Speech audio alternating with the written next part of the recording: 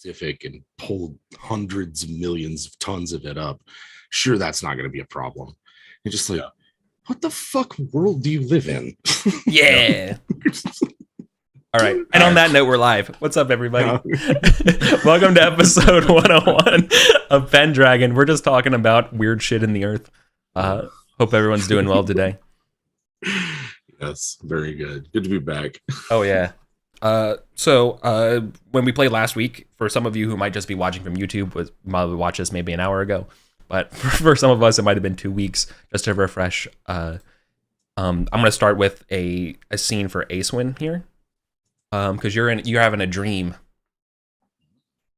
Acewin, you're tossing and turning in your sleep as we see a picture in your head of Arthur, you, Sir Ector, several of the finest of the Round Table's knights, Lamorak. You're fighting to the last man in a castle made of bones. Above you is a blonde-haired sorceress wearing a black tiara adorned with bones and diamonds. As the your company gets whittled lower and lower as you're fighting against these waves of these reanimated skeletons and zombies pouring out of some cauldron. It's grisly. Don't like it. No. Cauldron born. You wake up in a cold sweat, but you look over to your wife, but who's fast asleep. That tracks. Yeah. But yeah. So a dream of this cauldron born in the Castle of Bones. But anyways, I promised you pick us up to the feast for the year, the feaster, the events. We're gonna be doing 2 simultaneous feasts because they're happening, or concurrent feasts. For Gorthrin is not here. Also, Gorthrin has came by your and saw you and has denied your tournament for the year.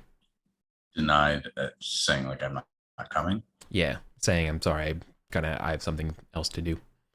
Yeah, no worries. I'll give someone else a chance to win. Yeah. Yeah. No, you mean someone that doesn't have an easy round. Because Gorthrin is notoriously bad. That's true. That's true. He's not a lancer. No. Yeah. So let's move us over to the feast stuff. That's right. Acewin was going to have an entirely new tourney category just for Gorthrin. Just it's being big is the Eating category. contest. It's pasties. I'm gonna do with all these pasties now. Yeah. Sounds pretty reasonable. Okay. So we're gonna do 2 feasts. The first feast is obviously Arthur's Camelot feast for Easter. Quite a few events are gonna be transpiring here. But the second feast is happening in a magical castle called Castle de la Roque, where Gorthrin and Rodgar fought these magically enchanted knights and these plant knights to a draw, and in order to basically be allowed in hospitality to the sorceress.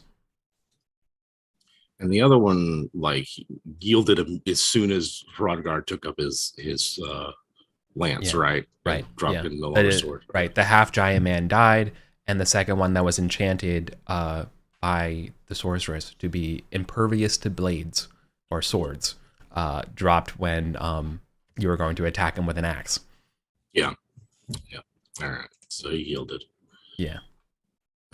So, now, to reemphasize that despite killing his brother, his half giant brother, you are like, obviously they're not super happy, but he's also not going at your throat. They're honorable. But yeah, you're going to be sitting around a nice little dining room, hall. I imagine it to be very Pendragon setty, like imagine large tapestries flowing down, a great brazier of several flames around, a roaring hearth as well. But despite all these fire and various light effects of things glinting that are way too shiny. Very Pendragon movie. Or sorry, Excalibur. I'm sorry. I should say Excalibur-esque. That's what I was going for.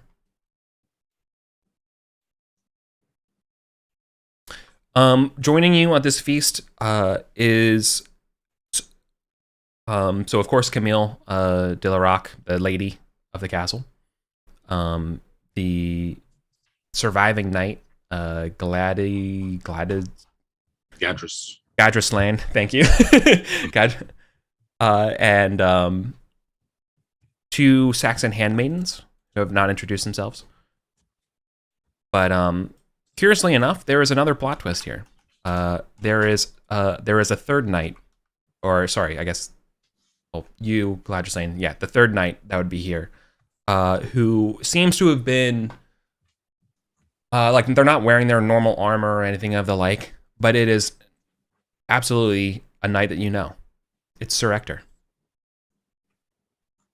He's like wearing like the ladies, I imagine Camille's wearing like a black kind of dress, and there's sort of like black sort of colored motif. He's wearing like a black tunic with like maybe like a little bit of accent and stuff. Like, so he looks relatively nicely and well kept. Like he's been living at this castle for a while. Okay. Very odd. Yeah. All right. Cutting over to the Arthurian feast in Camelot. There are many, many, many knights here. Most notably, coming back, Gawain is back here in town. He returns to talk about basically how he had a great time up in the mountains. He, kind of fell in love, and he gets to show off his wife. So that's pretty cool. He's basically, if you recall from 3 weeks ago or so, he's in the Green Knight thing, right? This is the Green Knight story arc, but he's getting married. So we all know how this is going to go. It's going to be bad. It's going to be great. Yep. It's going to be great for him. So he's excited. Certainly not worried about the rest of the year. Furthermore, yeah,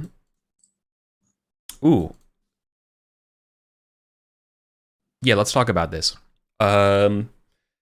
Two knights that are been kind of on the periphery of our game begin to come into prominence. And this is due to that missing seat by Arthur for his son.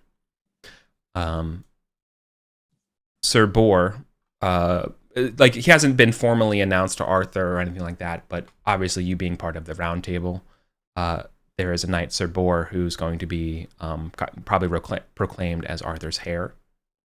So that's going to be a big deal. Sir Bor was a bastard from the time during the Boy King. I think it was the Battle of... Wasn't the big one. Maybe it was Baden Hill. Yeah, it was. So he's been kind of living up in Camel Yard. But apparently he's going to, the talk of the town is going to be recognized. So that's a big deal. So that's, thoughts on that. Probably like Gawain's kind of upset that his announcements are getting, kind of steamrolled by the pressing announcements of King Arthur's heir. But so you're probably like next to Gawain, Gawain as he's talking about this, Ace-Win being like, I can't believe that this is going to upset me and my wife here. It's unbelievable. Of course. Ace-Win is doing that very polite thing while looking for an escape from the conversation. Oh yeah, of course. Yes. Oh yeah. Absolutely. Is that Sir? Yeah. Yeah, that is Lamorak. Yeah, why? What? Oh, and then like by the time he looks over, you're already gone. Love it. There was another piece of business. Sorry, trying to catch you up to what happened last session. Mm-hmm. Cholderton is... So I think Rodgar is going to inherit Ireland, right? The Irish baronies, right, Gorthrin? Yeah, correct. Yep. Okay, yeah. That means Moriel is going to be put in charge of Cholderton, which obviously being part of the Born and stuff like that, you need to be made aware of. But obviously, like the actual proper inheritance and that stuff, that's all owned by, the Choldertons and Tisbury and stuff. So they're dealing all, that's all on their end. But in terms of the Born, you would be well aware of this. So you could also have opinions on this or try to stop it or have a conversation with Gorthrin whenever you guys interlink together as well. But don't forget about that, okay? What do I trying to remember what interactions I might have had with them? Moriel was Erwin's last child, born the year that in the Battle of Alder's Gap. Yeah, I thought they were pretty late, Johnny come lately. So I probably have not interacted with them at all, to be honest. Yeah. In which case, I think it's for Aeswin very much an idle curiosity. There's so much going on right now that that is well, thank God I don't have to fucking think about that because it's one of Gorthrin's kids. We're fine, Yeah. Perfect.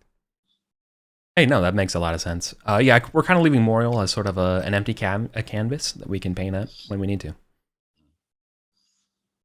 Yeah, I really think Aeswin is consumed with the question of who's going to be running my Irish barony. Sure. Yeah. So there's a lot to go on here. Yeah. Speaking of which, then, did you hear about the tournament in Wexford? No. Right. So not only is King Anguish going to be named a roundtable knight. King Anguish is the King of Ireland. Mm-hmm. He is also going to be declaring and announcing that he's going to be having an all-comers great tournament to celebrate, the pacification of Ireland and his new kingship and all that in Wexford, which is sort of on the southeast coast of Ireland. Good. It's just a lot of competition for the tournaments this year. Yeah. So, no, don't sweat it. But people, no, yeah. I imagine this is kind of where the game is going. Is just a bunch of tournaments are going to be rolling through with regularity. Yeah. So the idea of being able to get everyone at all the things, no, there's only a few headliner events that some folks are going to go to. But yeah, just so you know. Cool. All right, I think we're ready to draw some cards. Yeah. Stand by. I need to give you all. So this is the feast for the De La Roque Castle. It's roasted salmon and wine sauce, stuffed boar and venison. Nice foresty fare. Yeah, and we got parsley bread, roasted conies, and venison and ferment. Okay, we got a lot of venison. Yeah. I'm not gonna bother to roll for appearance. There's no. You guys you're at the same. Right? Yeah, you're at the same table for your feast. It's more cards and stuff for you, Jim. Yeah. To see sort of where the conversation and things go with the meaning of the Lady of the Castle. Yeah. So, it's readily apparent as you've been entered and issued through this castle. It is absolutely a magical place. This place is full of sorcery and enchantments, right? Maybe even floating sconces, that level of right magic. Does it look anything because we all Gorthrin shared the Bone Castle dream, right?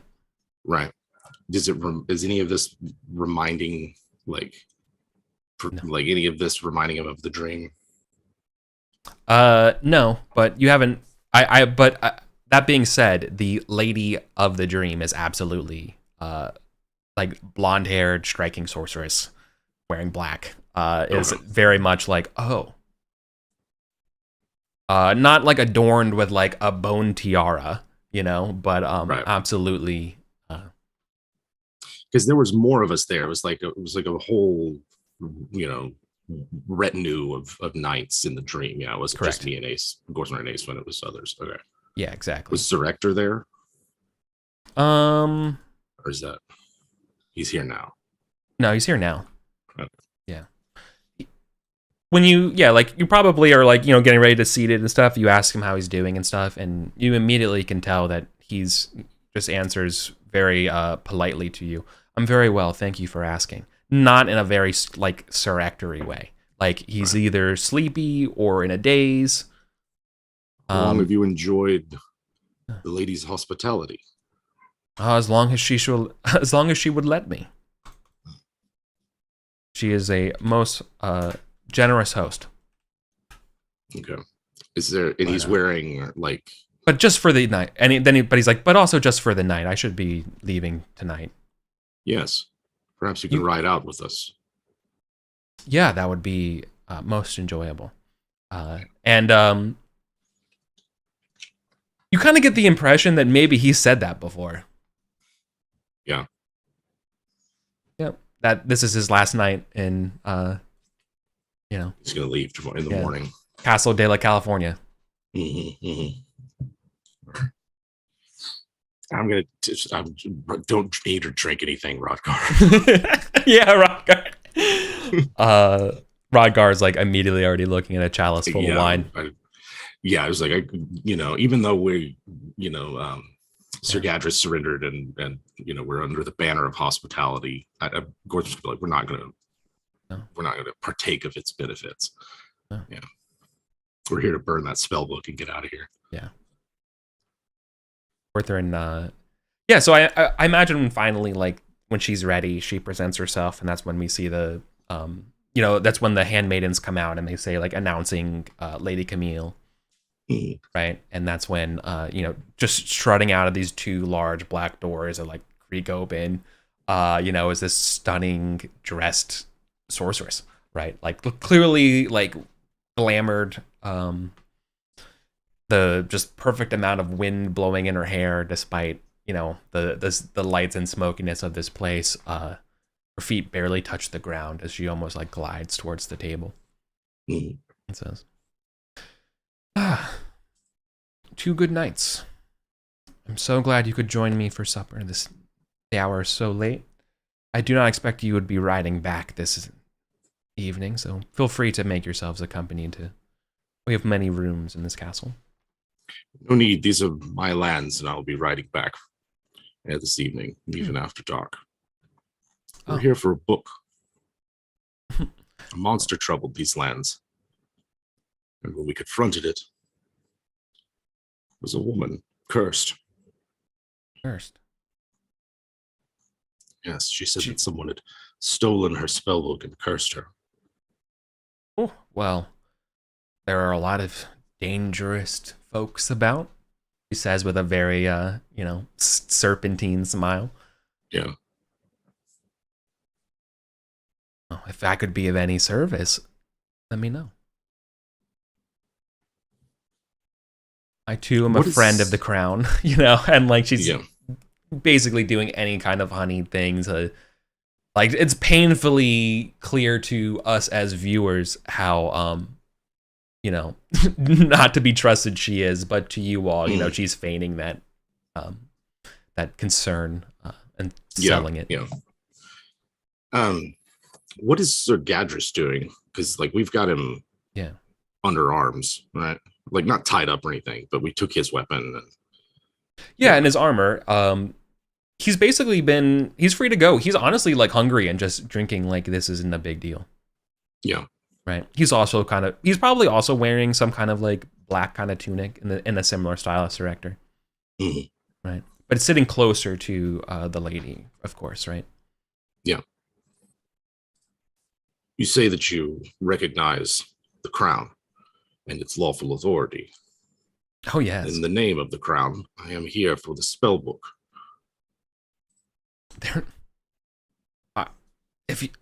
Good nights. If you think there's a spell book in this castle, then please leave no stone unturned.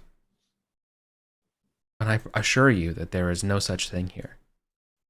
My family has owned this castle for generations, and she proceeds to basically gaslight you into. Yeah, I was gonna say she hasn't mentioned her Lady Catherine, has she? No. Then you call the Lady Catherine a liar. Well, perhaps she's been. No, I don't think that I am the one to draw your ire. I'm sure someone has affected her, as all ladies should be protected. I would assume that if you had found me in a similar state, that you would also protect me. Certainly, if I found you cursed, if I found you turned into a monster, but if I found out that you were the one who did it, I would not be so protective. She says, well, hospitality has been given and granted. Okay. My castle is yours. All right. And she basically challenges you to try to find this thing if it so exists. Right. Very well. Let's go looking for it. I think Rodgar and I'll stick together, but without eating or anything, right? Yeah. We're gonna have to tighten our belts. Okay. I'm not gonna let you off the hook that easy. Yeah, I mean that's the intention. Right.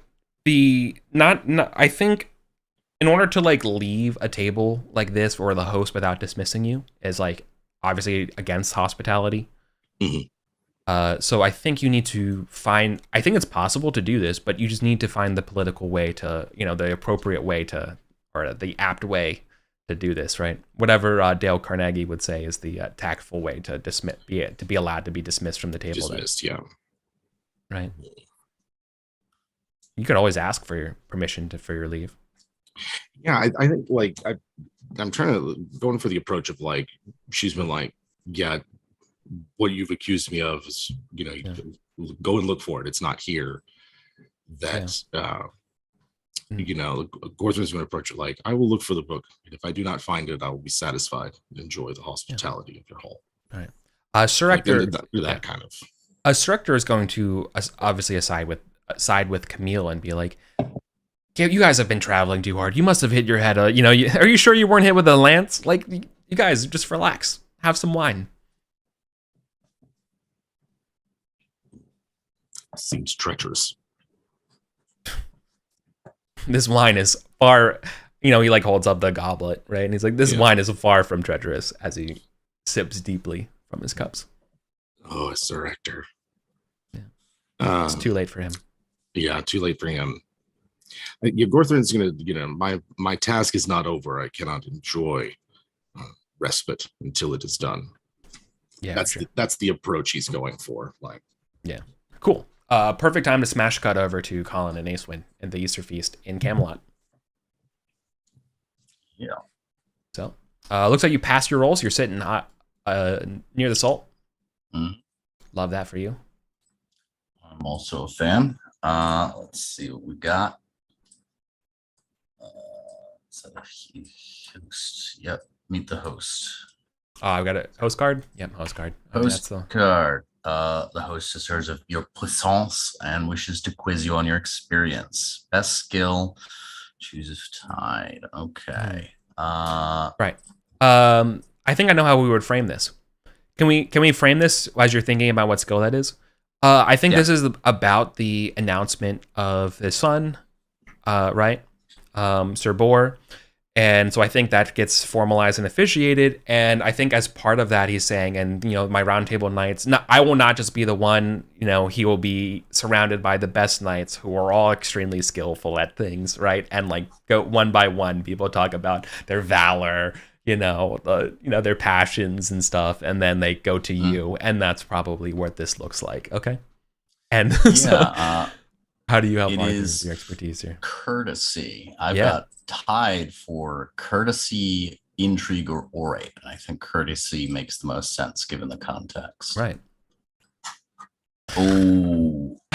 Wait, no. I add geniality. Geniality! Right? It's a crit. Yeah. All right. Perfect. So again, I think it's another like tactful question of like the sacred art of speaking to your lord, frankly and honestly.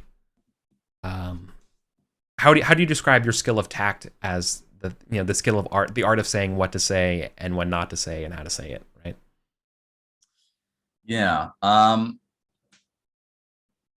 I think in this case, the courtesy is in like I've an obligation not to gainsay him, right? It doesn't matter what I personally think. I'm not allowed to like just be like, nah, that's bad idea. I have a quote. Yeah, If you don't mind. go for it. Okay. Perhaps Acewin could say something along the line of saying that, and Acewin has the gift of making a point without making an enemy. Making a point without making an enemy. Yeah, I like that. Yeah. If you don't mind. No, I can dig it. That works for me. For courtesy. Critting, and, I imagine the spirit of wit for a crit like that seems most apt, which is why I'm willing to draw deeply from my reservoir of random ass quotes for that one for you, Colin. Not to steal it from you here. Yeah, I dig it. Beautiful, my dude. Love it.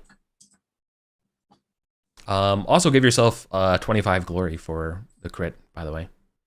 Yeah. Basically in front of Arthur and the entire Camelot, you have the perfect one-liner. That's tough to beat. So Sabor will definitely take notice of you as for counsel and stuff. Sabor is in general, he's relatively competent commander. You probably know, like, he helped with he kind of helped lead Sir Lamorak a lot. It's kind of like a sergeant kind of situation. He's never really had a chance of greatness given his station until now, so he's always kind of kept on the lower bits of the hierarchy. But definitely combat driven, one of the most honorable, chivalric. Just like, oh yeah, he's just a solid lad, but nothing like stand out about him. Right. Sort of by the book. Yeah. Good lad. Exactly. By the book is how you would describe it. He's so moved by your speech, by the way, though. At some point during the feast, he was going to ask for permission to enter your tournament. Granted, right? Yeah. The heir of Arthur showing up to my tournament. Yeah. That's going to make me stand out. That's going to bring in the talent. Yeah. Cool. All right. Smash cut back to Castle de la Roque. So you need to figure out a way to get out of this situation, and make your leave. You and Ragar. Yeah. You can speak on behalf of both of them if you want. Yeah. Something like, I was looking a bit at my traits and passions. High hospitality and honesty. Yeah. So not deceit isn't the way it's going to go. I think Gorthrin's going to, stand up after hearing Lady Camille and Sir Ector's, requests to say. Gorthrin, you haven't even touched your salmon. Yeah. I'm not hungry. Besides, I prefer you. And he's going to stand up and say, I truly must excuse myself. I have to beg my forgiveness, but I am on an errand of some importance.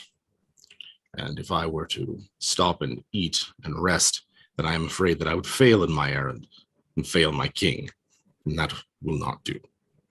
And so he's going with, he's going to try a courteous approach to just say thank you, but no thank you. I am here on an errand, and if I have leave to explore the house, then I will do that as opposed to eat. Yeah. All right. Yeah. Definitely test courtesy. I think because of the way you're describing it, I'm not going to modify it at all. I think it's perfect. Just test courtesy as is. Another crit. All right, starting off the session very well. Give yourself 10 glory for this one. Obviously, you're not in Camelot, so it's not going to be as big of a thing. But yes, in your own display of perfect tact, the host has no choice but to let you be on your way and be like, well, as I would never I never want to get in between a knight and his quest. Thank you, my lady. And Gorthus says he's not going to leave the manor. You know, he will stay under the roof. But come, Rodgar.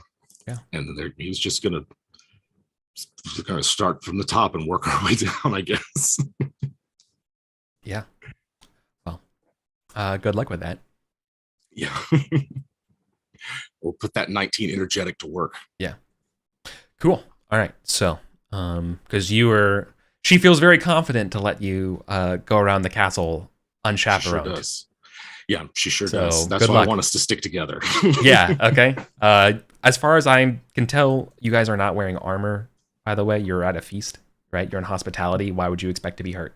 Right. That's what I was kind of curious about. Like, another thing I want to ask, like, had we gone straight from the Rose Garden fight to the feast hall, or had you would to like refresh?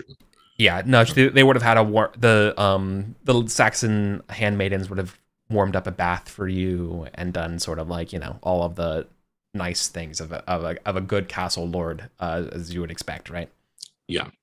So. I do want us to arm ourselves. Okay. So your squires. Yeah. Fair enough. And then we'll search. Yeah. Okay. Just don't draw your swords. I'm giving you because of the courtesy check. No one, I think you are seen as above reproach, and you wouldn't dare draw your sword or anything like that. So I'm going to let you have that as a bonus for that crit. Yeah, like at some point, a sword's just a fashion item. Yeah, exactly. So that works for me. It's just on your belt. Yeah. Perfect. But if we're attacked by other magical creatures, I want us to have something at least. Yeah. Okay. Well, just like we've seen this before in magical lands, a lot of the dangers here are not necessarily based on skills, but based on your traits. Right. And in order to see through the various illusions and spells that will be harrowing in your way, I will be calling for certain trait tests. Okay. All right. Well, the first one, I think that's going to be obvious here, is I need you to test your energeticness, because as you begin to search, you go through like the first hallway and you make it to the end of the hallway towards the door, and you feel a wave of lethargy. Like, what am I doing? I'm feeling hungry. Or maybe I should just go to bed. Like you're feeling, and test Rodgar as well as you grow tired.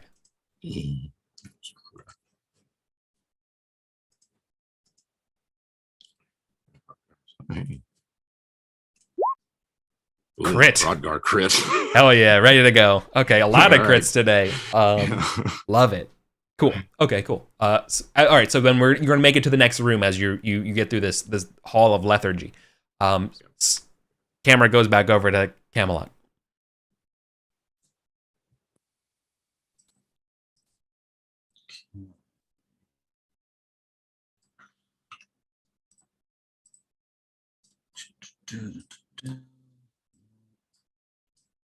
No house cards this time. We've got bandits. That's a new one. I don't think we've seen that one in a while. Juicy Tales. Chivalrous Life. That has some appeal. Let's put over about bandits. Yeah. All you can eat. No. Well dressed. Also now. Okay. I have a couple ideas to give context for those bandits. Yeah.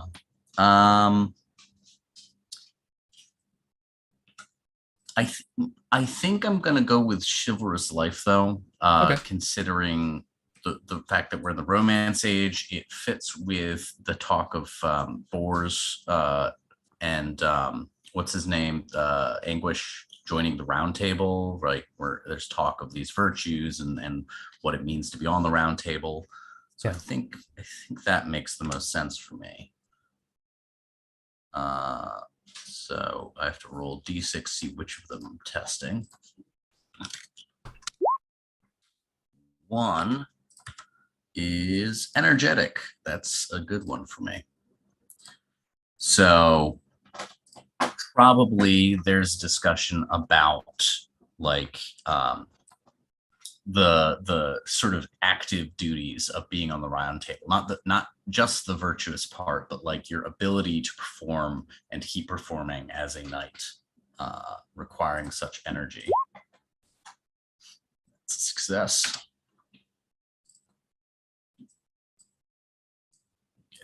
Another Hell yeah. geniality. Yeah, I think it's like Ace like, I come from a pretty long line of energetic knights. My father was like notoriously energetic all the way up until his death.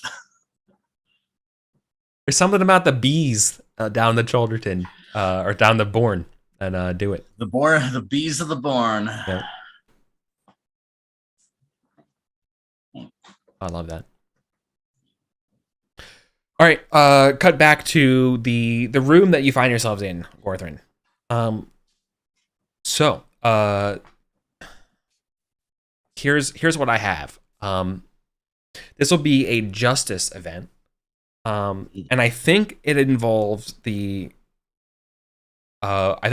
one of the Saxon handmaidens. I think one of the issues is that you can see her. She is like, perhaps she's has to warm up like a bath or do something like this, right? But and all right, so I think here's what I'm trying to workshop, and maybe you could help me out for a second. Yeah. I'm trying to workshop an issue where your justness, like the right decision to do here in this situation, will require a just roll, but it's going against the need to like help out a woman, right? Or like the need, or like to help upon a lady, right? Who's in need, right? And so in order to do the right thing, in this case of just, means that you need to choose, and like basically have a dilemma. Okay. Yeah. So help me figure out what the situation is here. Right? Like I want to present you a dilemma where you must choose between like acting justly, which would be acting and choosing what is right and wrong, versus maybe acting what is dutiful, versus any other type of thing, right? Or what is even culturally what you're supposed to do. Yeah. Could be like, one of the handmaidens is in something about they're trying to do something underhanded but desperate, right. Like, okay, no, they're perfect. Okay, I got it. What if they're trapped here too, and it's like they are. No, that's exactly it. No, that's exactly okay. No, that's exactly. Yep. Is that now that you've been able to seen that you can kind of break this spell, these Saxon handmaidens are able to show you, being like, good Sir Knight, you are, you are most like you're a most kind knight. Please have mercy on our situation. We are also here against our will. Me and my sister Hifled are bound to the lady of the castle, just as I fear your Surrector is. Yes. The lady will not let you leave, and she challenges you to find her books, but I promise you that you cannot find them with just looking. But how do you mean? I know where she keeps them. Tell me. She tells you that there is, a couple rooms ahead, there's a great library, and you'll be left there forever looking for the right book. But she can tell you what book it is that you need to find. In the library. Yeah. But help me out figuring out the underhandedness part of this. Yeah. I could see the underhandedness part of it, sort of acting. Wanting revenge, I think, is probably the thing. And my guess is that that she is afraid of what's his name, Gadgerslain, and needs you to kill him. And if you vow to kill him, she'll tell you that which book it is that you need to go to. She'll tell you the secret of which book it is. Right, but this I is think the that's knight the that perfect. they've surrendered to us. Yes. Yeah. There we go. There we go. I just had to workshop it, Colin. Yeah. You sitting back That's a down good was exactly what I needed to get the brain. Yeah. So, yeah.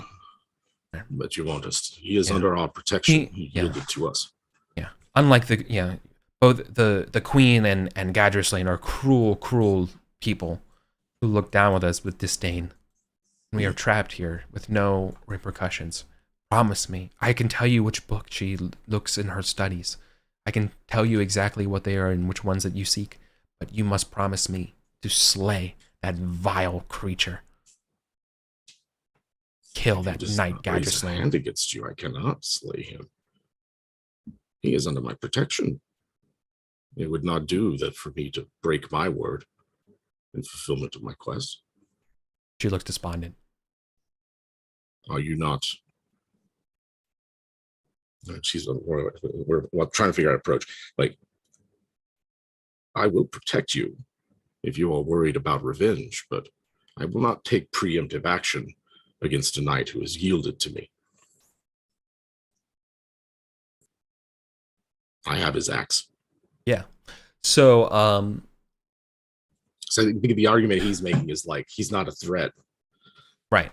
And and obviously to her is boyfriend would look at it. Yeah. Like, what are you worried about? What are you worried about from this big scary killer? and exactly. And I think what she's trying to get at here is, and her name is Loflid, by the way. Loflid here in chat. The Loflid is trying to get at is that this guy has been abusive to her for many nights and many days in this castle, right? And is worthy of being killed. So he has not done anything directly right now to you and is in your care, right? But you're right. Like, it is not for current transgression or future transgression, but his soul has levied a great debt of transgressions against me and my sister, and debt that can only be paid with his life. She wants vengeance. Let me bring him before the king, and you will have your satisfaction. Right. Test justice.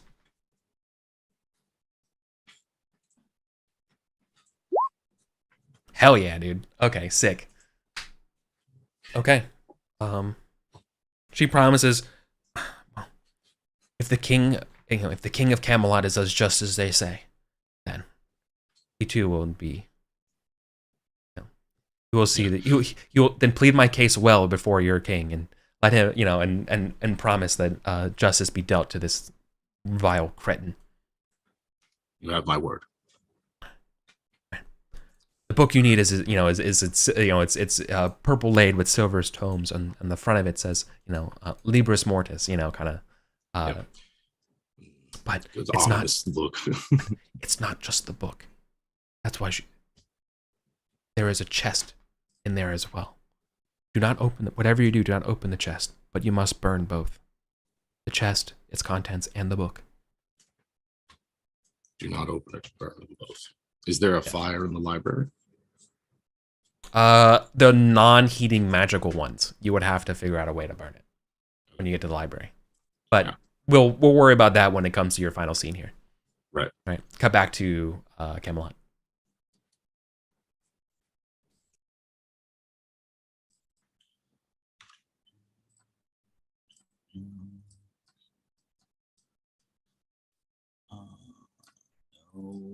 Postcards again. Nice. King of the Bean. Always a classic. Show of strength. Like that. Put it up there. Helping hand. Also like that. More food.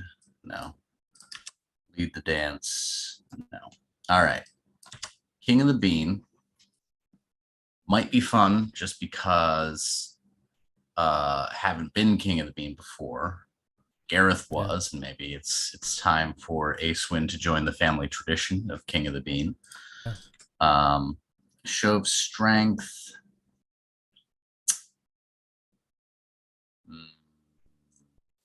I don't have an idea of who I would be up against, so I'm just gonna skip past it. Helping Hand is also good.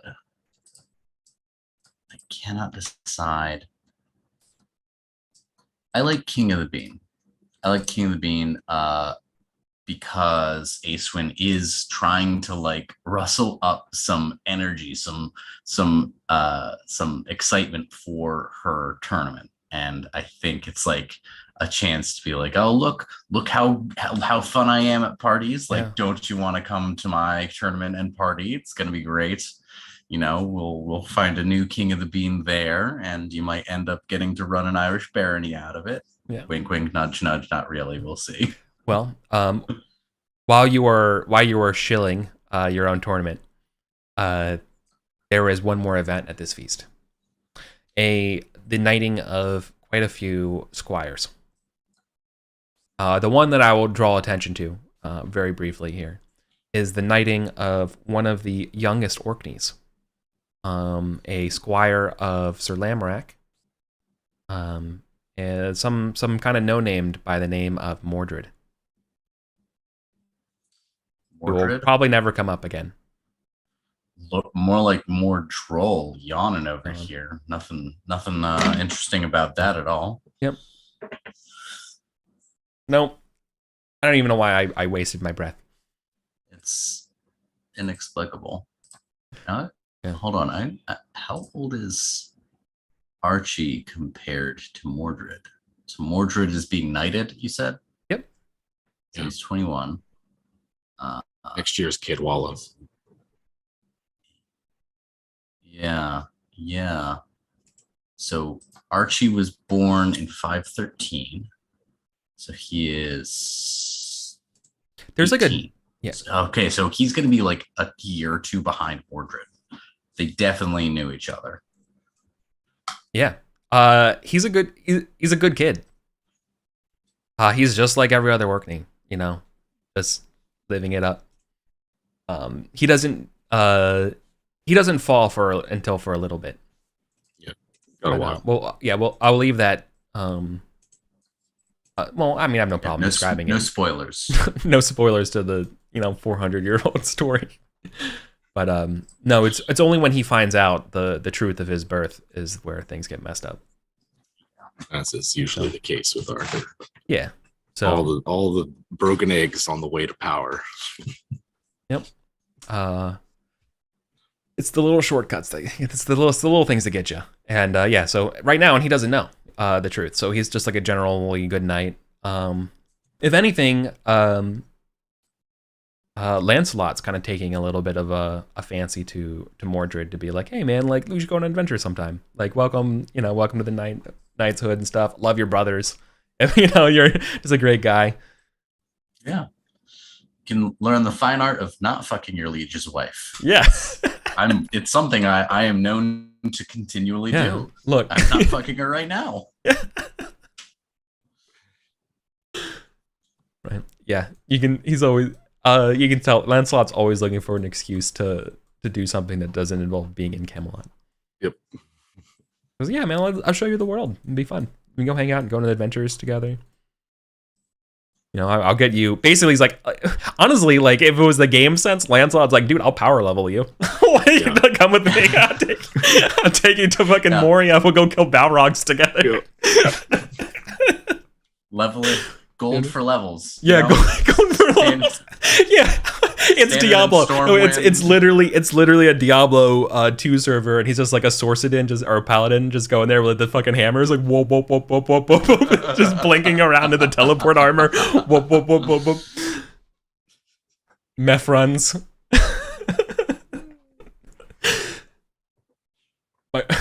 PayPal Lancelot at $4.99 for 50 runs. Yeah, man. 2,000 kids would remember that. Okay. So anyways, you get to be King of the Bean while Mordred gets knighted. King of the Bean. It's fine. Cool. All right then. The kind of the penultimate part of the Castle de la Roque, right? Cut to you being in the library, looking for these books, right?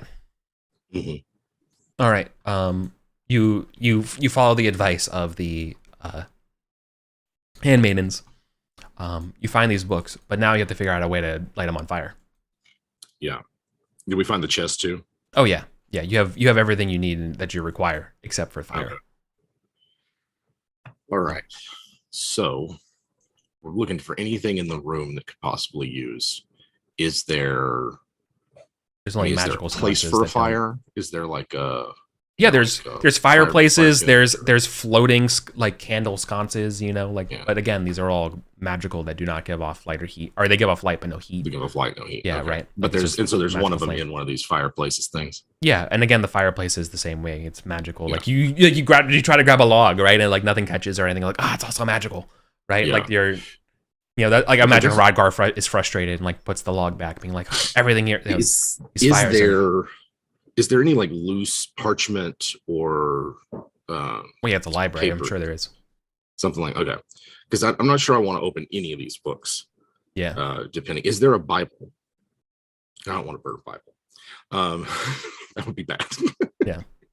No, it's mostly secular works. Some stuff that's not even written yet. Like there's a lot of stuff by some William Shakespeare guy, or like there's like a lot of like Aristotle's lost treatises here. Oh, yeah, anything I'll from take the anything from Poetics too, Alexandria. right. Yeah.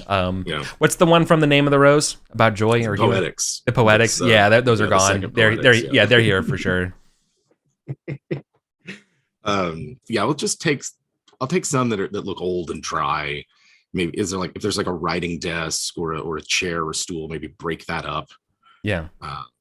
And basically looking for anything to make like a small tinder to get a fire going before we throw a big chest on it and smother the flames.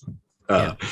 And then really looking for something to strike against our swords to make some sparks. Well, there's definitely like We don't really have metal our gear or anything. right, but in terms of like trying to make a spark or something like that, yeah, there's definitely like metal bits here. Like you probably have to bring over like maybe like a metal, like I imagine just like one of the like a beautiful metal urn or something like that in this room. You have to like hammer it down, or some kind of like brace that you have to like strike a lot with your sword to even get a little bit of the sparks and get this going. But obviously, this is going to cause a lot of noise, and people are going to figure out what the hell, yeah, right, what's going on, right? Actually, Gorzard might bar the door while Hrodgar starts the fire. Okay, cool.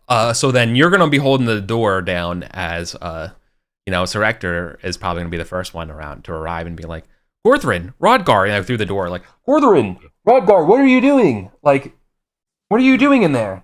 Let me in. And bing, bang, bang, bang, bang, bang. Sorry, presses Sir the Ector, door. I cannot let you in. What do you? I'm at the king's business. Yeah. What do you mean you cannot? Open this door. Yeah, he's not going to open. Are He's you gonna just mad? Put his shoulder Yeah. to it.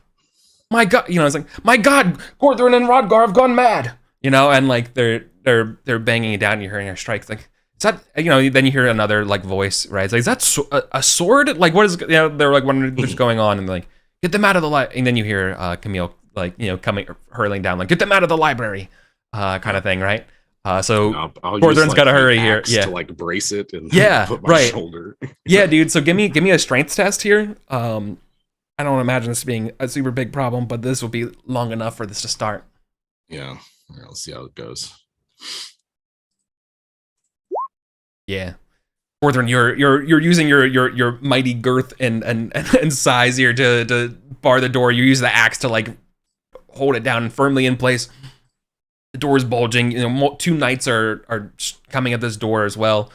You feel like the magic begin to open the door, and like Camille's own magical powers are like, you're not going to win against this.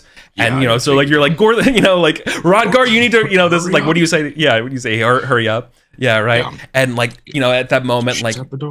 Gorthrin or Rodgar's got the fire, like it's got the little sparks going, but it hasn't really like caught yet. And he's like breathing on it and like working it to go and stuff. And then finally, like when it in the classic dramatic tension moment, it's like right when the door like busts open and you get kind of thrown to a wall by her spells.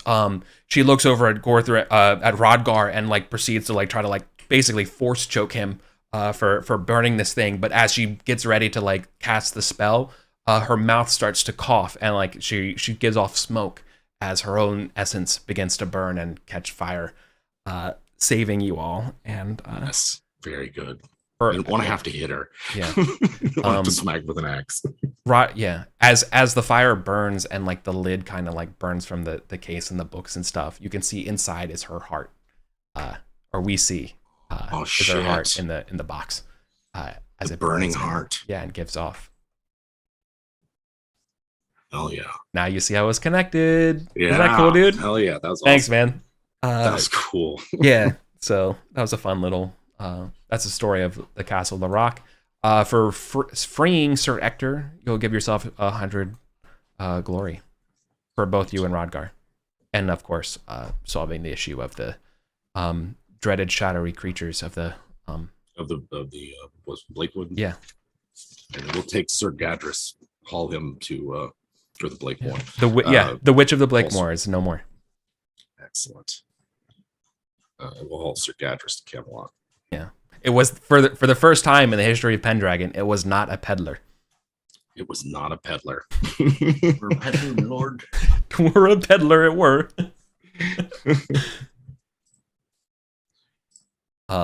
Obviously, she's a load-bearing sorceress, so the castle's beginning to come down. Oh yeah, we got GTF. Yeah. Classic. Right. Yeah. Get them everybody out. Right. Well, I mean, for the last bit here, I mean, are you going to try to save the Saxon handmaidens? Yeah. Hell yeah, dude. Yeah, we're going to try to save them. I mean, Sir Ector and the handmaidens are my two top priorities. And then if Gadris is nearby or on the way or there, we'll grab him too. But like the big priority is the handmaidens and Sir Ector. All right. Well, I think you're going to have a choice because I would love to know which ones you save as the final beat here. I got to push you in the spot here, and you can only you can choose to go after Gadris Lane and keep him in your custody, or you can go after what's her name, Lafled, and save her. Because Rodgar has grabbed her sister Wraithfled. Right. So and Sir Ector was right there at the thing. Yeah. I mean, between like saving a murderous knight and saving an innocent maiden, Gorthrin's going to go to save the innocent maiden. Yeah. And we'll just have to make do on his promise to make sure that Sir Gadris doesn't retaliate. Yeah. Some other way. Like you can, if you need a household to serve at, I can have one on the Isle of Man. Yeah. Kind of thing. But yeah, he's gonna save Leoflid. Okay, that's perfect. There's no role required here. I just think that choice is very poignant for me. Yeah. But now the lady, Leoflid doesn't know what now you have a promise, to track her down or track down Sir Gadris Lane for her and bring him to Arthur. Yep. So you haven't forgotten your vow here. I'm not. That's cool. But yeah, Sir Gadris Lane escapes into the swampy woods. Mm-hmm. I'm sure we'll never hear from him again. So, no problem. No, nothing ever comes back to bite us in the ass. No, in this game, no. 20 me just sitting on something for like 50 years, nah. That never happens. No, this isn't going to be Cadwalla's problem. No. So, awesome stuff. Oh yeah. Cool. Yeah, so that's the conclusion of that adventure. Cool. Camelot and the Feast. I think you got 3 rounds in already, so you're good there. Yep. Now we're ready for Z Tourney. I'm trying to calculate on my. Oh, I did. So this one's the tourney. 9. This one isn't the one in Ireland. No. Oh. I'm gonna do Colin's tourney for. Okay, yeah. Colin's a PC, not an NPC.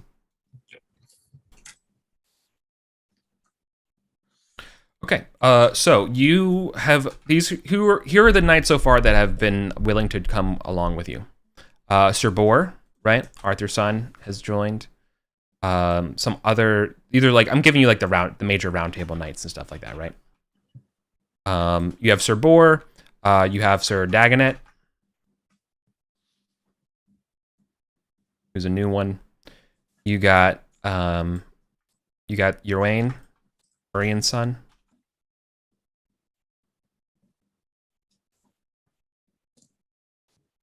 Sir Wayne Gowan. Like they're all the same name. Yeah. All right.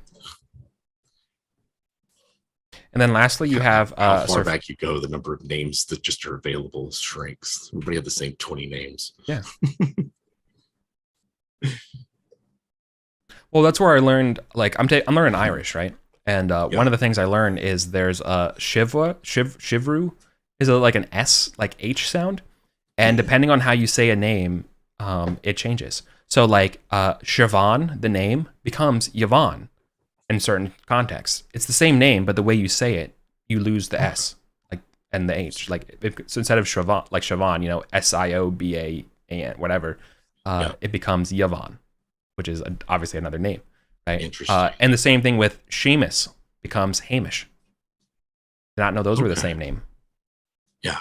Wild All stuff, right. man. Names are crazy. Stuff. Yeah. Love it.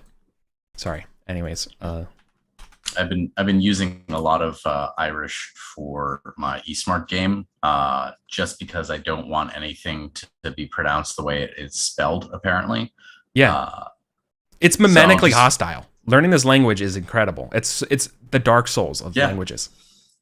Yeah, that like there's something. It was like Foethna Asan, and I was like, there's one F sound. There are 4 Fs in the spelling. Yeah. And you don't know which one it is. It's like playing a Minesweeper. You're like consonant, and it's like, you're like that was actually CH. That's actually a vowel, dude. Oh, okay, cool. Okay. Oh well, I can say, yeah. I'm not gonna like Kaidatas 2 is like how you're doing, and that's about as far as I'm willing to go right now. It's really hard. But I'm still enjoying it. But it's absolutely not learning a Romance language. You know, Romance languages, easy tier. Incredible. You know, they have a map line. You know, you have the quest log. You can follow everything here, right? Yep. No. Yeah. You know all the prequels. You've played all the previous games. Yep. Yeah. No, ease right through it. Yeah. Once you realize that Irish is a language that expressly is designed for locals to talk about the English behind their backs, and that's why it's memetically hostile to the English. It's like uniquely hostile to English speaking. Like, oh yeah, okay, no, that makes sense. I just want to learn it. It's a feature. Love it. Yeah, it is a feature. It's like you can feel the memetic bristles like when you try, because it is so there's so many counterintuitive things that just require you to turn off your brain and just learn like a Chinese box problem of like input. This is this thing. Output. This is what you're supposed to do. Don't ask why. like that's the only thing you can say. It says don't ask. Mm-hmm. It doesn't make any sense. It'll just hurt your brain. Love it. You know. Yeah, which is so different than learning German or French or Spanish. I can, right. I barely got through German. Yeah.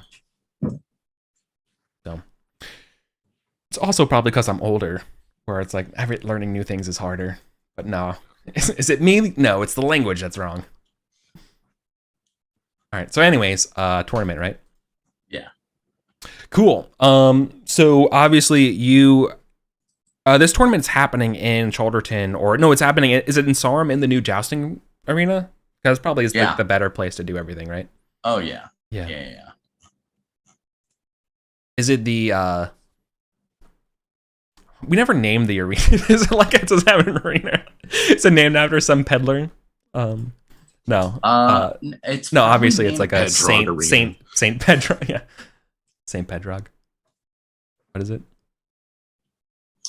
I was gonna say named after Rufus's father, the previous Earl.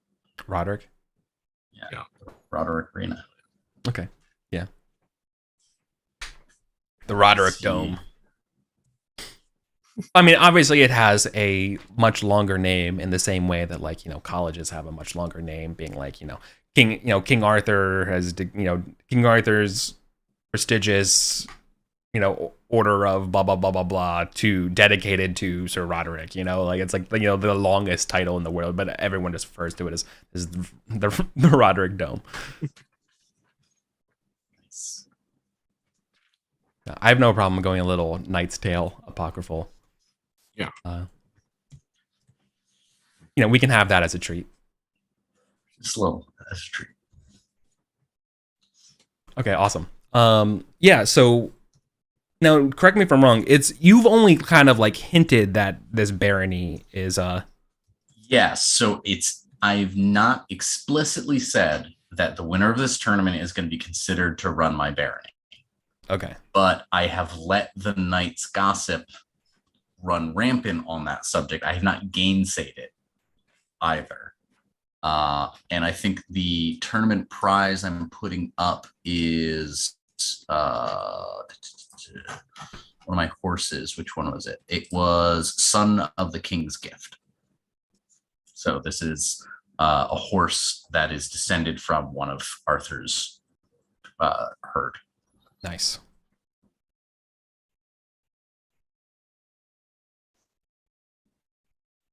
All right.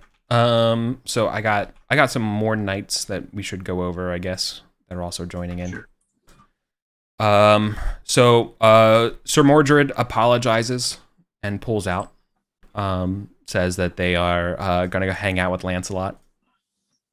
So Mordred is no longer going into your tournament. But you're gonna have plenty of folks from not just Salisbury, but Silchester, Bettergrain, a lot of like upper tier, lower level knights, right? That would have been around like Mordred or even Boar's kind of level, right? Mm-hmm. So in addition to Sir Boar, another unrecognized son of Arthur is going to be here at your feast. His name's Sir Loholt. Low. Okay. Not to be he's a little miffed about Sir Boar, right? And it's maybe joining here to maybe spitefully unseat him a little bit. You kind of get that it's less about the barony and more about personal pride here. I think the last one. Hold on, would it be fun? Yeah, I think it would be fun if Rufus actually rode in the tournament, despite him being old. All right, Earl. Yeah. I mean, you're in. It's like, you're in my Sarum. I'm gonna. Yeah. No, I'm down for it. That's there you go. Great. Yeah. I definitely added a new criteria to evaluating the knights for this. It's like I was thinking already. I want to be on the lookout for those who are good about fair play. Yeah. Like as in have a strong sense of justice. Two, those who recognize the non-martial aspect of tournaments. Right. The idea Pageantry. that like. Pageantry, it's like this sporting aspect, right? It's not just how good you are with the lance anymore. There's more, there's like developing more to it. So those who can think in it, not just in terms of the lance, right? I want someone who can think around corners. And now we'll add a third category: willingness to fucking unseat your liege lord. Let's add that.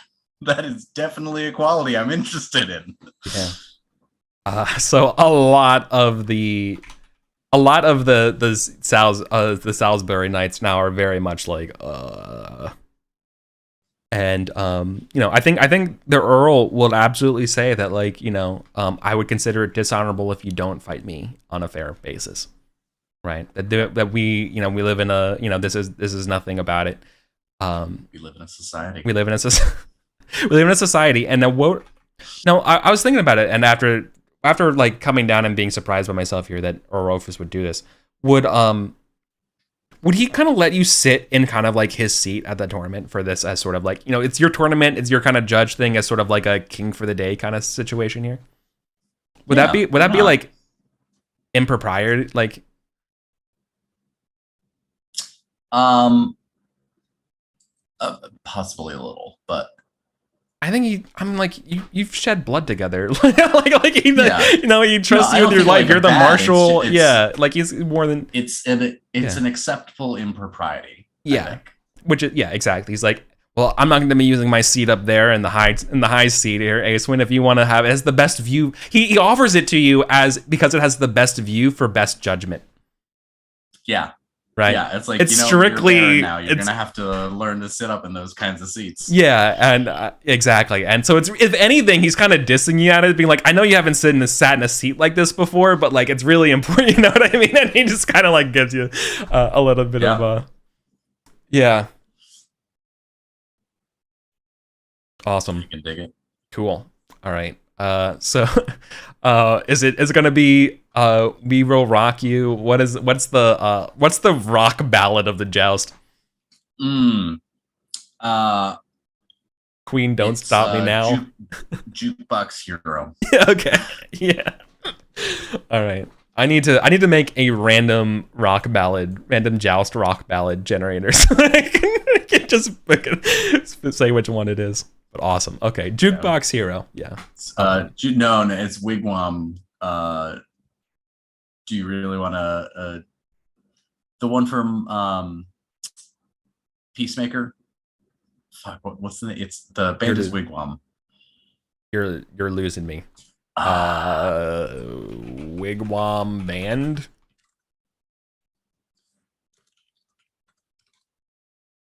Do you want to taste it? Yeah. Do you want to taste it? I've never seen it, but this looks crazy. Okay, you don't need to watch the show. It's pretty good, but the opening song is awesome. Okay. Good to know. All right. I'm glad we sorted that out. Okay. Let's let me like actually maybe bring us to a page that I can put down names or something. Yeah, I'll clear out this one.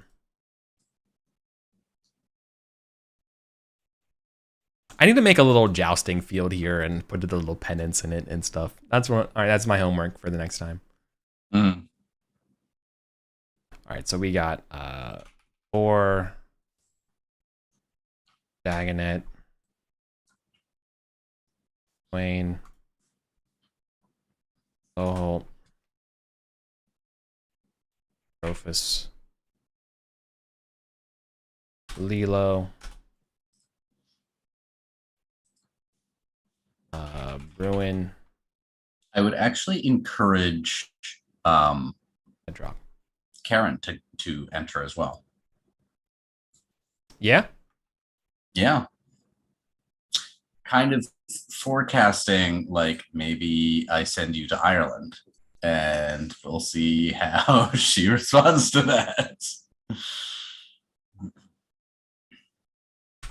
Okay.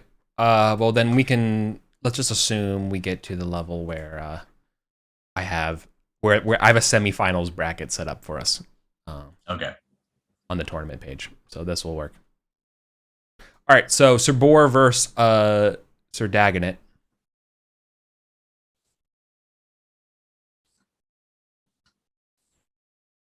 Which Gorthrin or Jim, do you want to play Bor or do you want to play Dagonet? I'll do Bor. I'll do Sir Bor. Hell yeah, dude. Okay. Then you're dealing with a joust of 17. Yeah. Something I'm not really playing with is the tournament skill, which might make more sense, but I don't know what the difference is between that and Lance, like. Yeah. Right? I think it's if you wanted to comprise it to one skill. But yeah. I think there are like 2 reasons to have it as a specific skill. It's one is to like abstract the whole tournament if you want.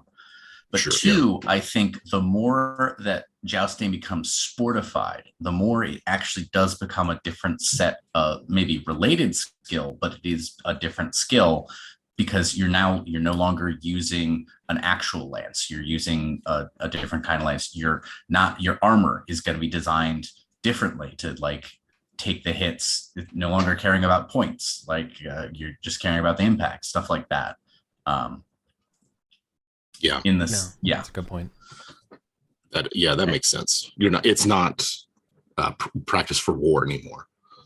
Yeah, this is kind of weird, but like it's kind of like Guitar Hero, right? It's kind of related to playing guitar, but it's its own thing. It looks like guitar, but it's different. That's a really good analog. Yep. I like the drums. Am I rolling for boars? Yeah. Okay. No. You're gonna be rolling. You're doing Sir Dagonet or Dagonet. 17. Yeah. Dagonet's skill is 16. So it looks like out. All right. So Boar moves ahead. All right. Lohot versus Yuane. Which one of you wants to be? All right. So Classic rolling. Yuane, each of them are 16 even. Ooh. It's not good. All right. The 9 beats that. So Yuane beats the Arthur's second bastard. Oh, just more salt in that wound for Lord. Yep. Didn't get a chance to. Just knocked out. Yeah. Didn't even get a chance to tilt against boars. Yeah. Which Pedrog is this? This is an unseen Pedrog. Actually coming from new Pedrog. A new Pedrog has appeared. Honestly, that should go in the a new Pedrog just dropped. It should go in the bingo. Hell yeah. This Pedrog is actually from Rhydachin. Okay. They have a 16 as well. Okay. Yeah. I think Karen would invoke a passion, trying to win this tournament. I'm trying to think. Probably love of family, honestly. Okay. She successfully invokes. Nice. So I don't know what her skill is. It's not great. Hey, it'll do. Okay. Better than 5. Beat the Rhydachin Pedrog. Rhydachin Pedrog. All right. Is this Bruggen? Yeah, this is Bruin of Pottern. Yeah. Yeah. Okay. So Gorthred's household knights. Yeah. I'll roll for Rufus. I have not rolled anything higher than a 9. All right. But I will roll for Rufus. Bruin's surprisingly good with the lance. Unlike his liege, he has a 19. Rufus has a 16. Jesus Christ! Incredible rolling.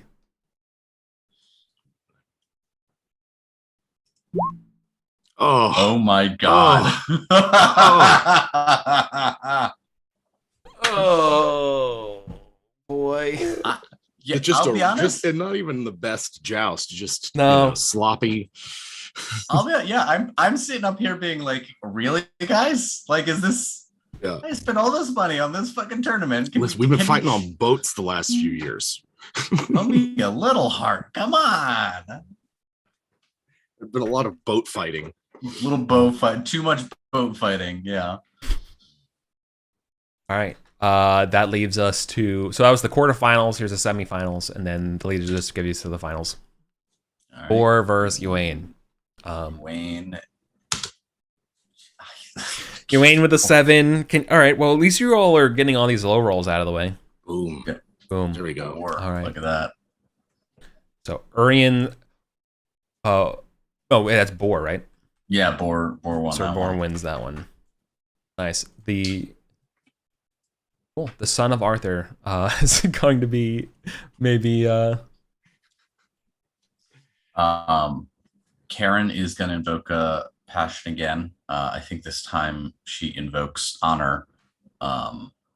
Idea of like she's always been associated with Acewin, and it's like time to shine. Like I can show myself as a knight, not just a knight of Acewin or the secret wife of Acewin. Yeah. That is Pass or not a crit. I don't know what her honor. What's the default honor of a knight? Is it 15 or 16? It's one of those things where it's like it could be 15 or 16. I think the default passion scores are 15. Yeah. Okay. Yeah, so that's a crit. Okay. Oh yeah. Ooh. Look at that. Well, okay. Well, that's a huge. So I don't think Boar can match that. I don't think Boar is going to match a crit. Did you? Jim against Bruin? Oh, sorry. Yeah. Sorry, it's Bruin. Yeah. Jim, did you roll for Bruin? Yeah, I got a 5. Oh yeah.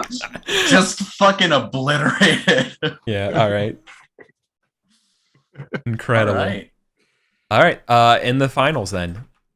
Yeah, all those springtime sneaking down to Cholderton, trying to get that lance up. Yeah. Yeah. All right. Now, Boar's a 17. Yeah. Do I just raw dog it on the final?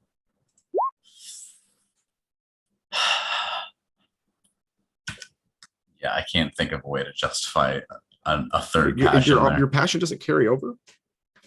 We haven't, when we're doing these round-based stuff, they haven't generally been carrying over. Briefly, as an aside here from being in the headspace of Karen, how did Acewin feel about Adowny declining the invitation to your joust in order to joust in Wexford? Did it sting a little bit? Mordred or no, Adowny? Oh, little shit. Give a shit. Fuck him. Okay. You're okay. All right, cool. Yeah, that he gets no gray matter from me. I don't give a shit. Okay. I wasn't sure if that still a little stings or a little bit. Okay. No, that's all. No, it is. There is no longer any way that Adowny can hurt Acewin or piss Acewin off because she's a fucking baron now, and there's the degree to which she has won over that shit heel is very high. Yeah. So anytime he does come up, it's just to kick the dog. Like, yeah. I'm just gonna aim a kick at that fucking mangy piece of shit. I don't remember where he's from. Why do we hate him so much? He's from Roundway, and he was a squire, and he was awful as a squire. Yeah. He was a fucking sociopath. Yeah. And then he was a fuckboy up in northern Salisbury, and I ruined him. Yeah. That's right. I thought he was like a bastard. No, he's not. He's not Bras. No. I told him I was gonna ruin him, and I fucking ruined him. Yeah, you did him real good. He ended up getting shipped down to Brittany. Yeah, like his life isn't bad. No, he still has a life. Yeah, yeah. But he's gonna go to his deathbed knowing that there's just a part of him that I own now. Yeah, the part of his life that was not his own. I know, mine, motherfucker. I need to do okay. No, I am remiss that I haven't been doing it, but I feel like maybe this year I might start doing some solo campaigning with Adowny just to see if he does anything that's worthy of the round table on the continent. Love it.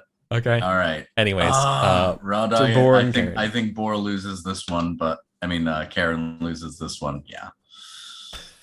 Nah, not even a passion would help there. No. Okay. She did well. She did well. I think Acewin's proud of her.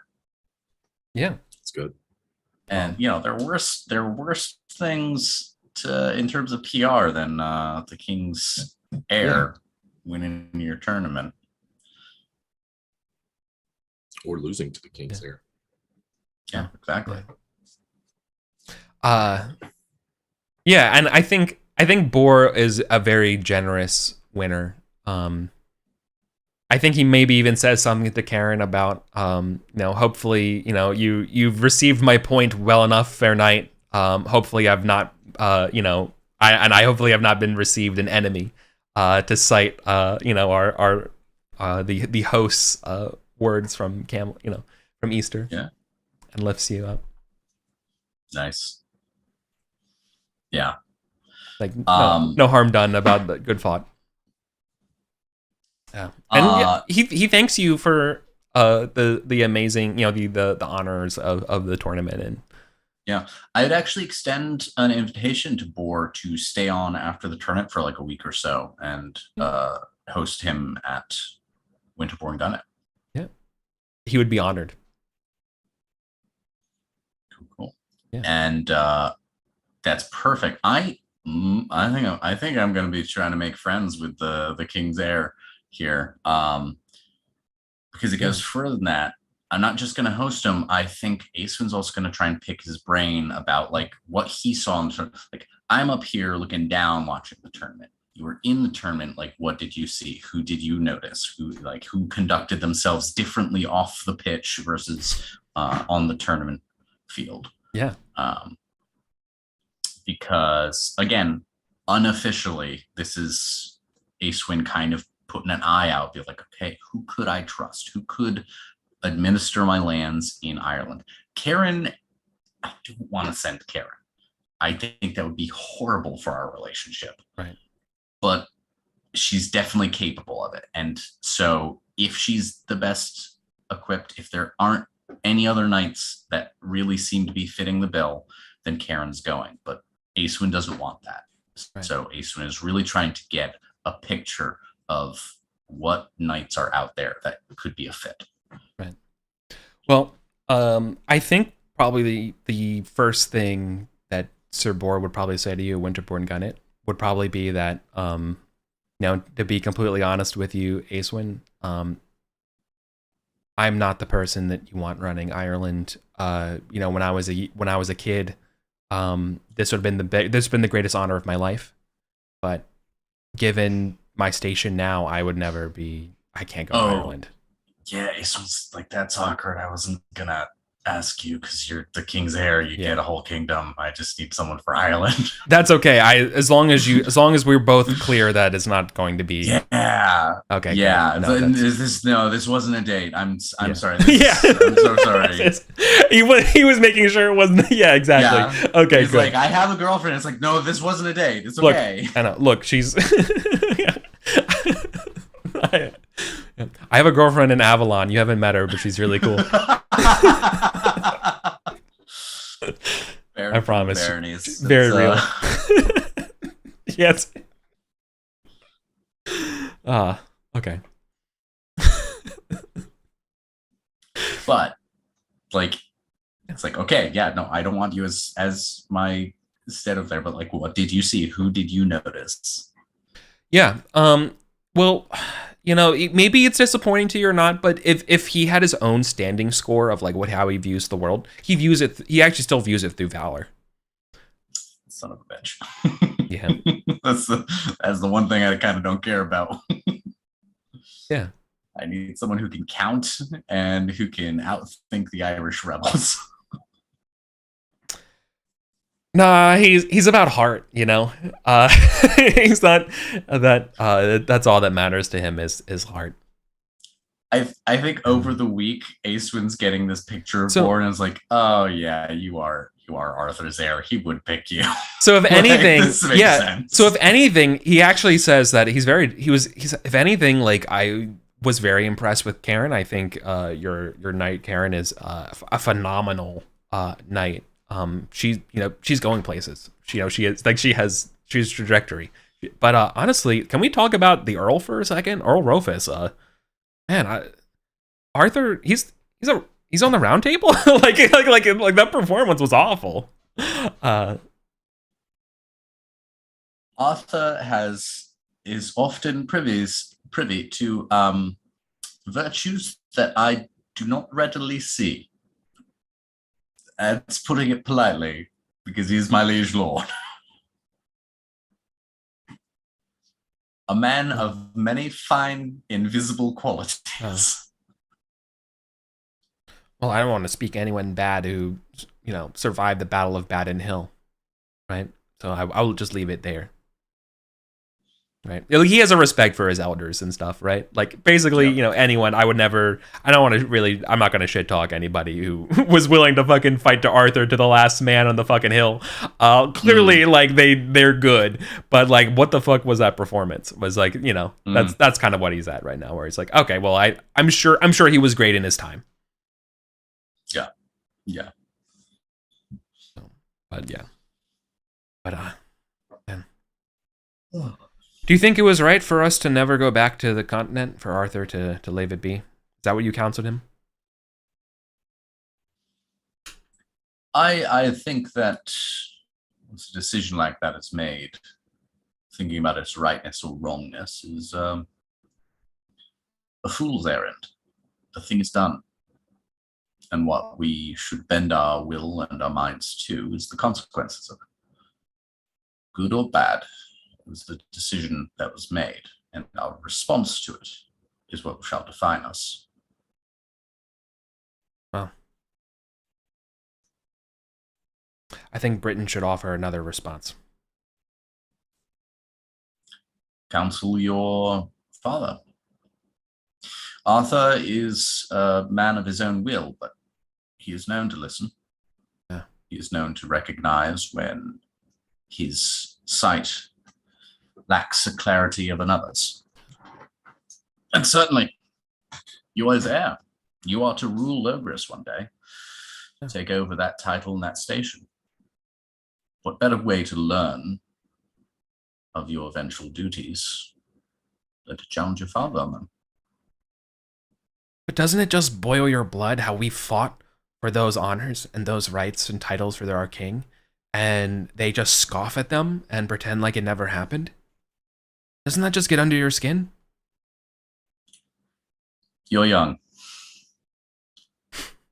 Myself and Gorthrin have lived long enough, been knights for long enough, to recognize the winning battles from the losing ones. And the wisdom we've learned is this: win the winners and lose the losers. Does no one any good to win a loser or lose a winner.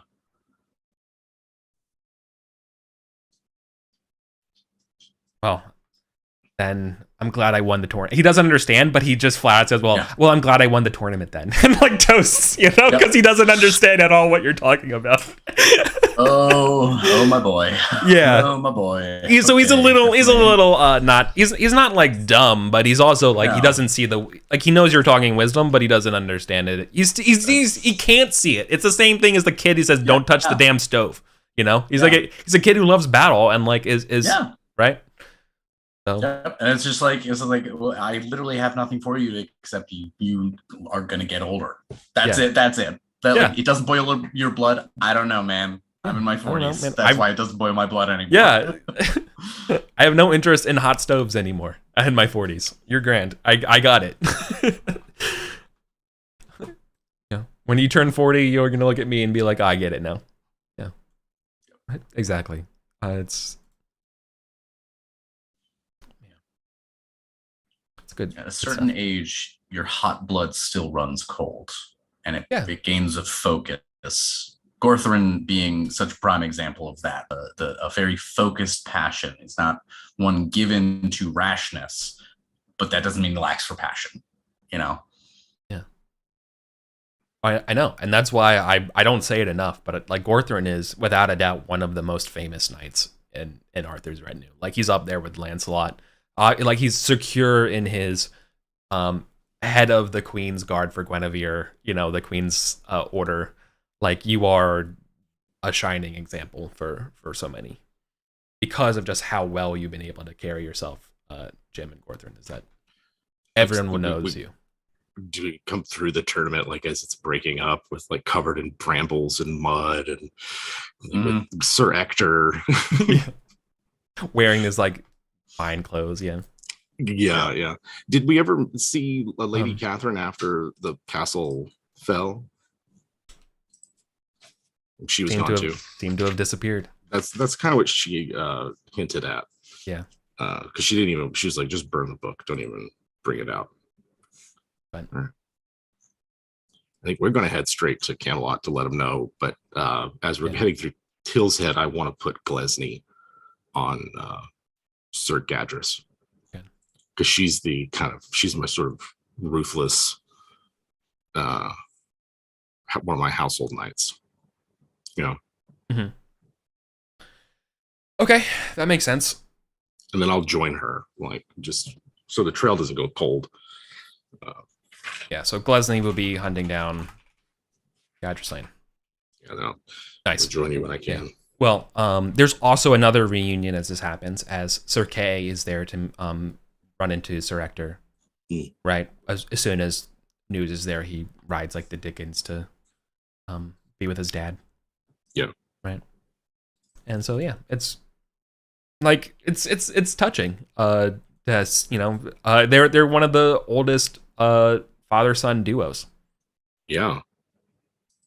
I was gonna say, Sir Ector must be like in his 50s by now. Yeah, he's Rufus's age for sure. Yeah. Some of the does he mention at all how he came to the castle? He doesn't remember who those two, who Lady Camille was or anything. He doesn't remember. He remembers he was investigating some disappearance of some like some local farmer and ended up there. Yeah. Same. Yeah, right. And, you know, he grew up around the Forest Sauvage, and, you know, he knew everything about it, but, you know, thought he let his guard down or something like that, and he's like, never again will I, you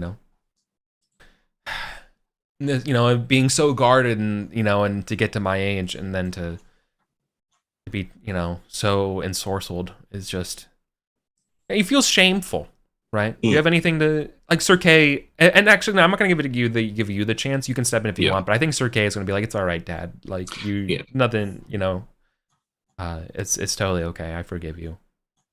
I think Gorther's just be like, hey, what happened? You know, and he's like, the powers of our enemy are manifest.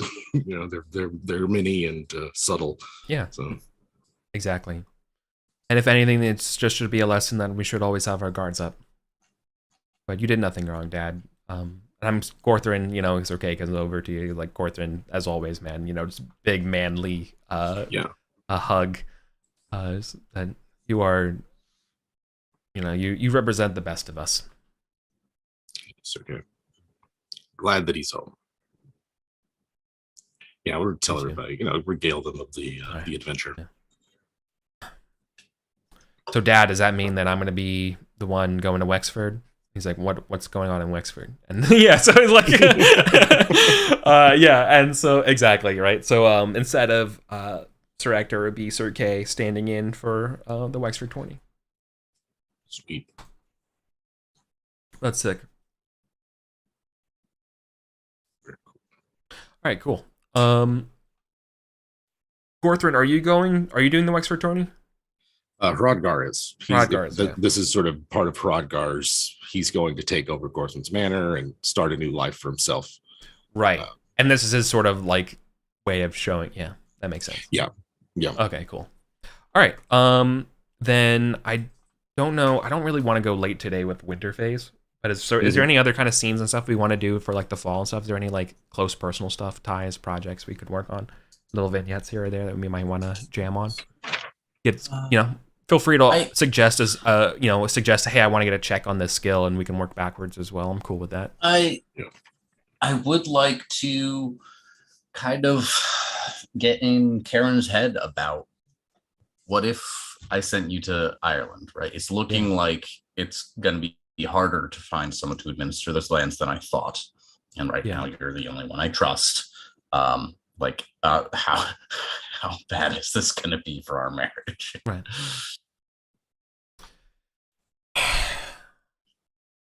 What's her honor? 15? Her honor? 15. Right. What about her loyalty to the Lord?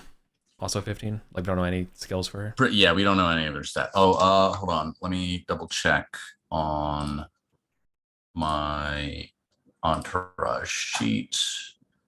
I don't know. Where are you? Karen. Survival stoic. notably merciful and hospitable. So no other the rest, I think we can kind of default to 15s or 16s. Mercy and hospitality are probably higher than average. Right.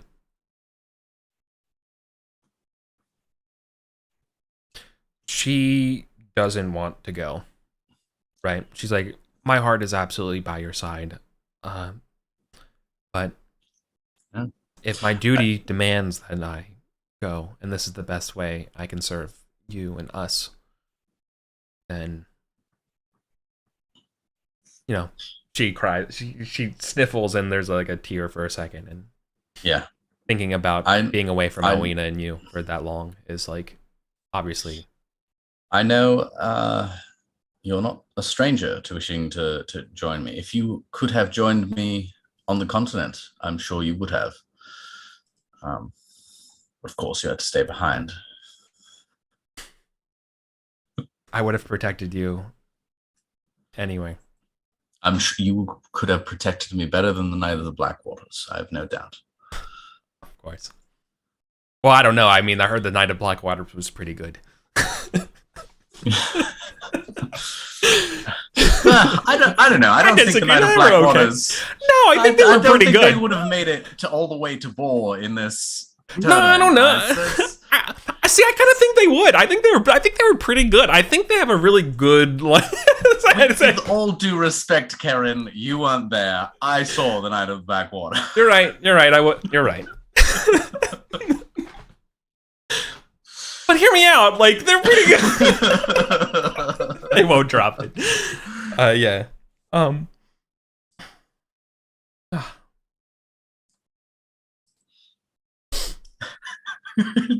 Ace was like, wait a minute. Yeah. Wait a minute. You don't believe I saw the Knight of the Black Waters, do you? No, we're not drudging that up again. Look, we already have one giant problem to deal with. Let's not deal with another. Yeah. I think Acewin, for better or worse, is going to make the promise that this is temporary. I don't know if it actually will end up being temporary, but Acewin's going to make that promise that I'm going to point you to Ireland, but it won't be forever. I just need to find someone. Oh. No one wants to work these days. It's Londinium Gazette 531 quote, all the quote Pedrog the peddler. No one wants to work these days, my lord. Yeah. So I'm offering 7.25 Libra an hour. Anyone who wants more than that is greedy. Well, it is. I suppose then it is my turn to travel to the foreign land and conquer those barbarians. Since I missed my opportunity with you on the continent, so. My advice is to let the Seneschal do all the reading. The language is frankly confusing. I'd bet my eyes to read.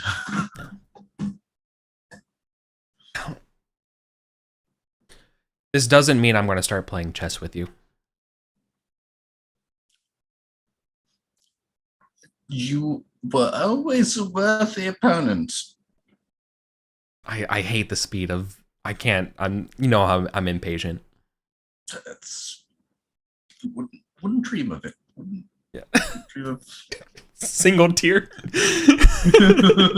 But chess by mail is my absolute favorite thing in the world. It's my love language. Yeah. Okay, one game. So she knows how important it is to you. It's important. Yeah. My mother tried to kill my father over chess one time. God, you're never gonna let that go. Yeah. Amazing. Okay. Well, that's cute. All right, then. Well, then I think that's probably where we'll call it for the day. Cool. We'll start winter and 532 next session.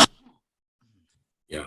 I can't think of anything but- much else I'd do other than swing by Camelot and then just domestic stuff for the day. See, make sure Rodgar's off to Sure. a good start in I think Ireland. Acewin would invite Gorthrin to stay while hosting Boar and just be like, what the fuck have you been up to? True. But Yeah. also, I want to ask. I forgot the answer and I didn't write it down. But what is like Gorthrin's standing skill? Like, what is the thing that you judge people by? And then like, what is the lesson that Rodgar should have as he goes away? Right? Like, what is the if you could give him a check to anything, what is it that you impart to him? Right? What is the lesson? Let's say to a trait. Let's keep it to a trait. Keep it to a trait. I think it's Keep being energetic. Yeah, I think I thought this was where you were going. Yeah, because it's like what the king needs. What they need someone who's wanting to just fix the problems. To go out to the woods and fight a witch. There's always going to be something that needs doing, and so that's where you can find it. Those picks are notoriously disagreeable. I will have to keep my eyes and ears open at all times. At all times. Oh. Yeah. And he's going to send him with like a reinforced mezzanine, like some archers. Yeah. So it's not just him. And yeah, there. Of course. Yeah.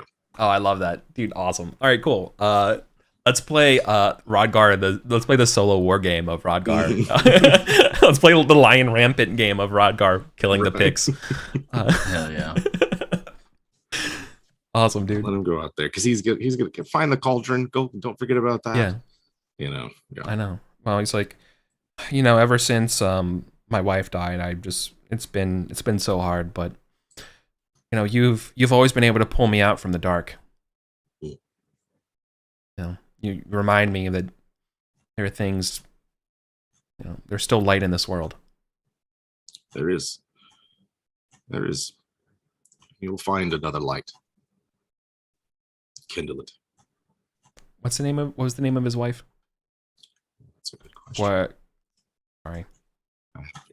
A G. Yeah, something like that. Something with a G. I'm cheating because almost every name has a G. Larry. Larry. Shit. Okay.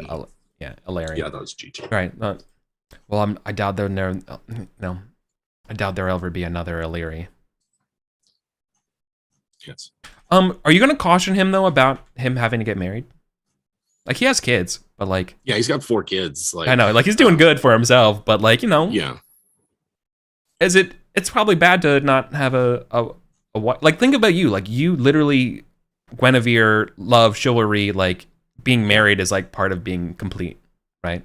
Yeah, he is. I think that is part of what So, what Gorthrin's encouraging him to do is like you're gonna have to start something new. Like looking at his kids, all of like his youngest next year will be a page, right? So it's like he can just go start a new family if he wants. Like I got your other kids are taken care of. They'll always have a place to sleep and right. So even if you can't find, he's not going to be around. Oh, so like even if you can't find that cauldron, I hope you can find love. Yeah.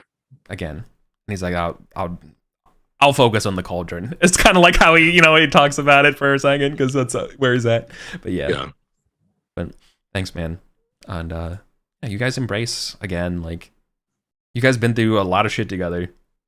Yeah, it's fun. You send him off on his adventure, and it's he so Hrodgar is his 2 youngest are the first boys born in of the Cholderton lads in like 20 something years. Wow. And they are they've been whelped in Till's head. God. That's cool. It's cool to see the next generation of characters. Let's see if they make it to the end. Yeah. So good. But yeah, we'll send them off with some a nice, good squad of archers and a nice war chest. Nice. It's set up over there. That's mostly what Gorthrin's doing for the rest of the year. Yeah, he probably already has one of your nice horses, right? Yeah. Yeah, for sure. Yeah. So nice. Awesome. Well, that's it. Knock Moriel's head around while we're hanging out with the new the heir. Yeah. The new heir is awesome. He's great. He's got a good head on his shoulders. Yeah, yeah. Is that how you're talking to him and gun it right now? Yeah. It's like, yeah. His heart's in the right place. Yeah. Oh, he's a great guy. Yeah. Yes. No. Gorthrin, do you agree that going back to the continent would be something you wanted to do? Not as a player, like as Gorthrin. Yeah, as Gorthrin. Yeah, there is. Yes, their insult deserves an answer. I understand the king's wants to focus his attention elsewhere. Yeah, they are Rome. They are not going anywhere. They will be back. Yeah. Nice. Besides, there used to be emperors that came from this island. Well, we have one again. Yeah. Despite whatever they say down there. Yes. And well, when it's my time to inherit, they'll recognize me again. Very good. Be sure of it. Very good, Your Grace. Whatever he needs to keep him, Yeah. Anything you want to ask him, or any things, or are we good to go? I think we're good to go. There's just, for sure, fade to them drinking. Yeah, and exactly. Time as winter comes in. Yeah, awesome. Dude, yeah, then the theme song plays. Credits roll. I love this game. I'm so glad to be back. That was fun. So good to be back. Good feast. Fun little magical adventure. Sorry, Colin, you had to do some more administrative stuff today. Tournament. Yeah. It's like, so a lot of people ask me for advice about Pendragon. Just like, hey, like, blah, blah, blah. Like, I'm trying to run it. Like, what are some tips and stuff like that? And like, it's really hard because I have such great players that it doesn't matter that like you guys are willing to put up with anything I do, or you handle my mistakes and turn them into making me look good. You have great ideas in general. You're just super I just let the dice fall where they happen because I'm excited about that, right? There's no like super hard limits or like weird things. So like it's really hard sometimes to offer advice when you have great players like this. You're like, no, I mean they're just willing to go, like they're willing to follow to the ends of the earth whatever the story is and where the dice go. And honestly, that's what else can you ask for? Yeah, there's so much about RPGs that's like, I don't know, it's about the people you're playing with than any rules or tricks, There's no social issue that will be solved by structural advice. For sure. For sure. So it's like if you're starting from like a dysfunction in the social sphere, you don't need game advice. Yeah. Literally anything but therapy. It's fun. It's good. Gorthrin is vindicated in his, I don't actually have any responsibilities and can just walk away and go on an adventure. Nothing falls apart. It's kind of nice. Yeah, that's ideal for Gorthrin. Yeah. That is all Gorthrin wants out of life. Mm-hmm. Well, I think as we continue onward, we're going to see more and more of people thinking that they can get away with it, but can't because they have responsibilities at home and things get neglected. Mm-hmm. So, but yeah, awesome. Oh yeah, that was cool. Well, thanks for the game as always, y'all. This was super fun. Pleasure. Yeah. All right, let's get out of here for the day. Take care. Have a good one, y'all. Get out.